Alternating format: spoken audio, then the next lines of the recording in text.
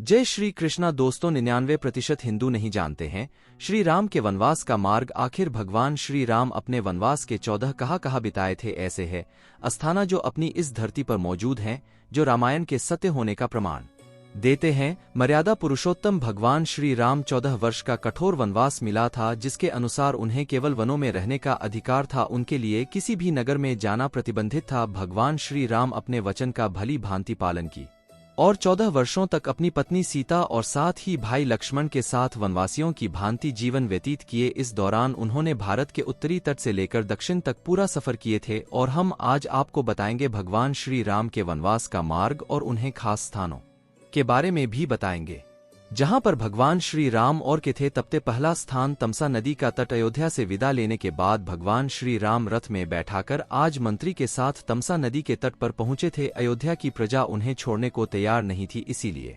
सबसे पहले भगवान श्री राम अपना डेरा तमसा नदी के तट पर ही डाले थे और सूर्योदय से पहले अयोध्या के प्रजा को बिना बताए कौशल देश नगरी के बाहर निकल गए थे। दूसरा स्थान वेयर में के लिए कहते हैं अपने मित्र निषाद राज की नगरी लिंग भेद के पास के वनों में हुए पहुंचे थे और वहां पर उन्होंने एक दिन का विश्राम की। उनके मित्र ने उनको बहुत आदर सत्कार से बाहर रखा। अगले दिन प्रभु श्री राम सुमंत को रथ लेकर अयोध्या लौट जाने का आदेश देते हैं।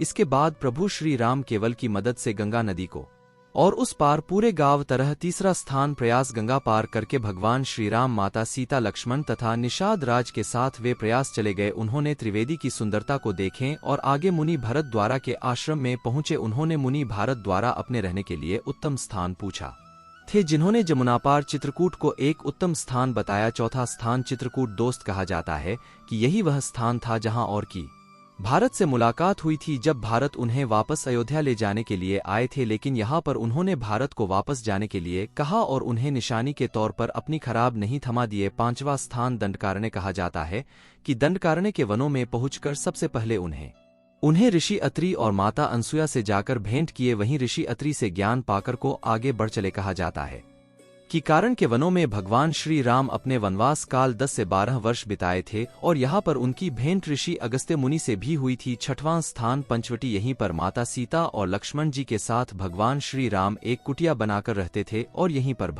भगवान श्री राम पंखा जो राम को देखकर मोहित हो गई थी, लेकिन माता सीता से विवाह के चलते चूर्ण पंखा को माता सीता पर क्रोध आया और उसी बीच लक्ष्मण ने शूरपंखा की नाक काट दी। यही वह स्थान था जहां रावण के भाई खर और दूषण से भगवान राम तथा लक्ष्मण का युद्ध हुआ था, जहां पर उन्होंने खर और दूषण का वध कर दिए थे और रावत ने अपने मामा मारीच की सहायता से माता सीता का अपहरण किया था और यहीं से थे माता सीता का अपहरण हो जाने की वजह से भगवान श्री राम और लक्ष्मण जी किष्किंधा की तरफ निकल गए, जहां पर उनकी मुलाकात सुग्रीव और हनुमान जी से। इसके आगे की रामायण आप सब जानते ही हैं।